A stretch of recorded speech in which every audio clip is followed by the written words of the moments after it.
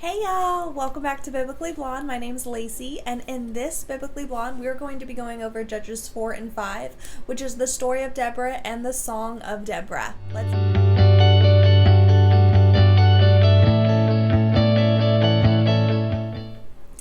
Hey!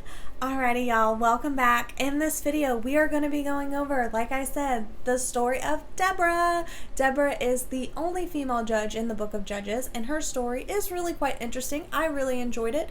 It's full of a lot of drama, but it's not like super weird. It doesn't have like people pooping on themselves like the story of Ehud had, so it's a win in my book.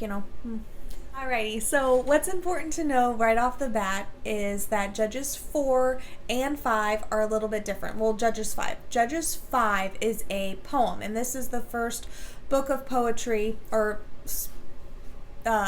verses of poetry that we see in the book of Judges. And it may be the only, there may be one other. I'm trying to think if Samson has one. But, okay, listen, it's one or... it's the first one that we see in the book of Judges of poetry. And I used to hate poetry in the Bible. I thought it was so awful. And if I'm being honest, I'm still really not that big of a fan of it. But I did learn a lot in the Song of Deborah that filled me in on what happens and what kind of we learn in Judges 4 in the story, the actual story of Deborah. There's some things that are kind of left out that we wonder about, and those are filled in Judges 5 with the poem of the Song of Deborah. So that's really interesting. I did enjoy that. Alrighty, so what happened, right? I've been rambling about this, and you're like, okay, well, what happens? What's going on? Okay. So in Judges 4, we are introduced to a woman named Deborah. It says that she's a prophet and she's been called to deliver Israel, our first female prophet. And essentially, God tells her that she's going to go talk to this guy, Barak. We don't really know a lot about Barak, but we would assume based on what's told to us that he is some type of military commander, or he has some type of power to be able to go into battle, because she comes to him and says, God's called you. He's told me to tell you that you need to go and you need to fight these people. And he's like, no, I don't. They're enslaving our people. They're treating us terribly. I'm cool with not doing that. No way. And she's like, yes, actually, yes way. God's told me to tell you, you need to do what God tells you. So he kind of questions her, and he's like, you know what? That's fine, Deborah.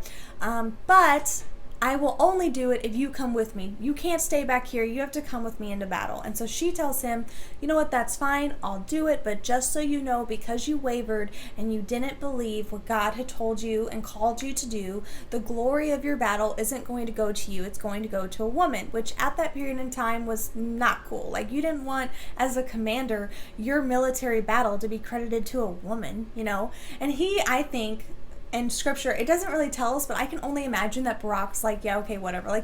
He's probably not believing this lady Deborah. First, he's not believing that he's going to win this battle. And secondly, he's sure as heck not going to believe her that a woman is going to get the glory of his battle.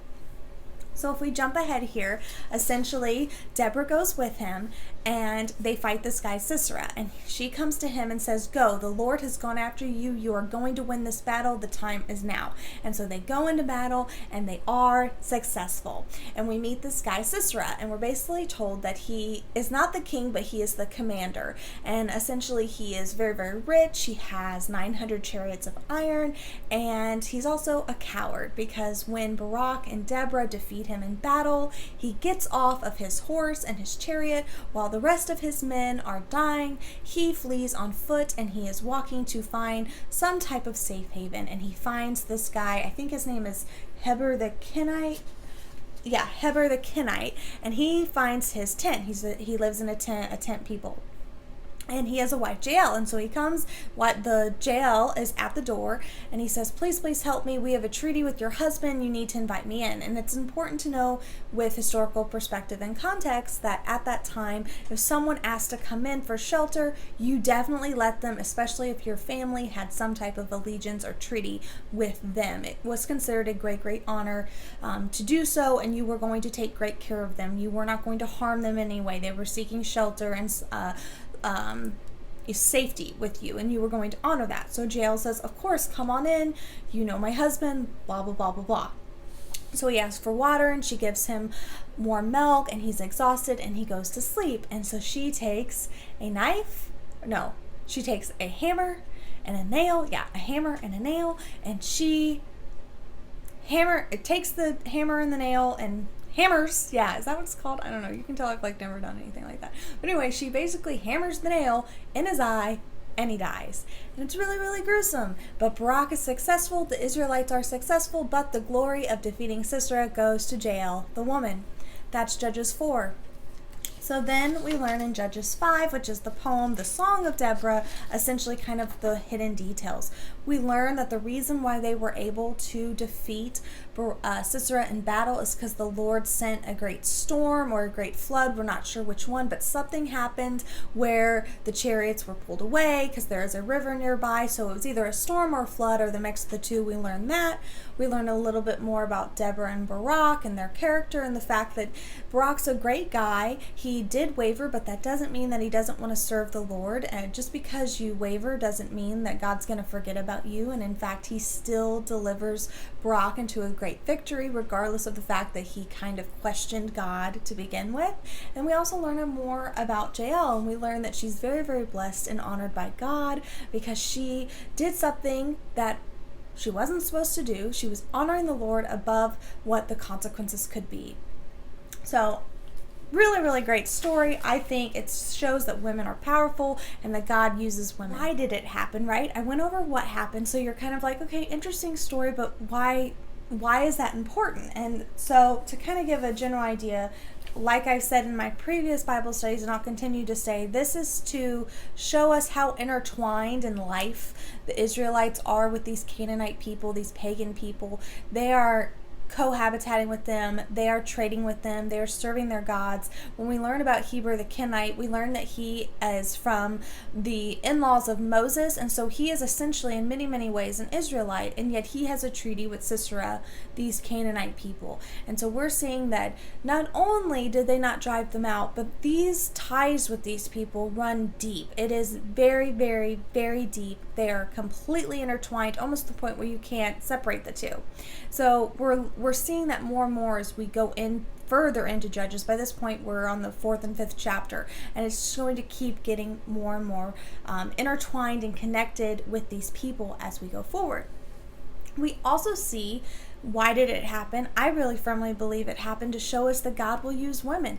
So far in the book of Judges, we have not seen God use women to bring about glory. And unfortunately, as we go further on in Judges, we are going to be seeing a lot of unfortunate things happen to women. And so I really think that it was important to God to show in this moment, I do use women to bring about glory, especially in battle. It is not just a man's field. I will use women. So what does it tell us about God, right? That's important. That's the most important answer here that I can give. What does the story tell us about God? It tells us, number one, like I mentioned earlier on, why does it happen, that he will use women and men.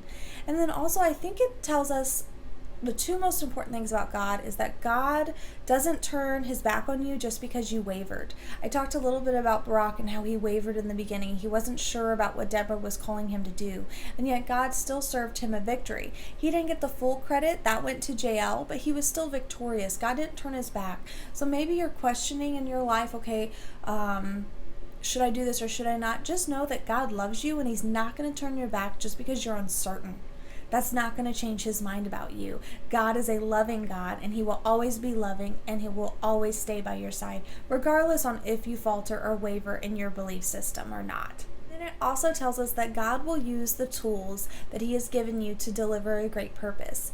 We learn about the kind of gruesome death that Sisera goes through at the hands of Jael, and it says that she uses a nail and a hammer. But what you don't really kind of, or at least I looked over when I first read it, it wasn't until I dug deeper, that this woman in that society, especially in a tent society, one of her main jobs would be to set up a tent.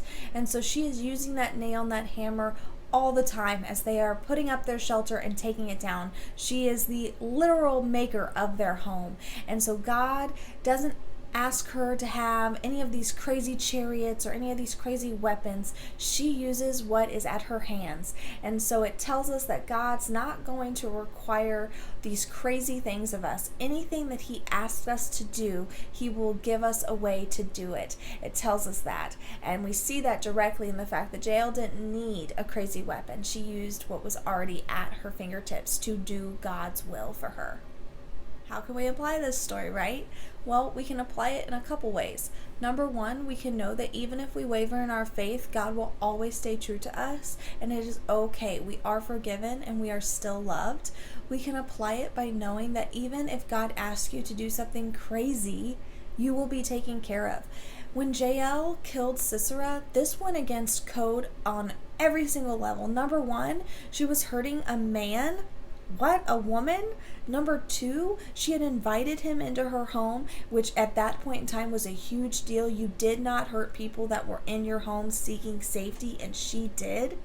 And at that point, she went against her husband also because he had aligned with Sisera. So she was going against her husband. She was going against a great commander. And she didn't even have that great of weapon. She had a nail and a hammer. She was using what God had told her to do, and she didn't care about the consequences. She didn't second guess everything. She just did what God told her to do, what God had put it on her heart.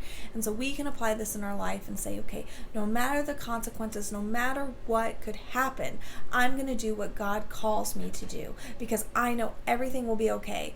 We can look at Jael's faith and see a woman who does not care about the consequences. She is going to serve her Lord, and that's how we can apply this in our life.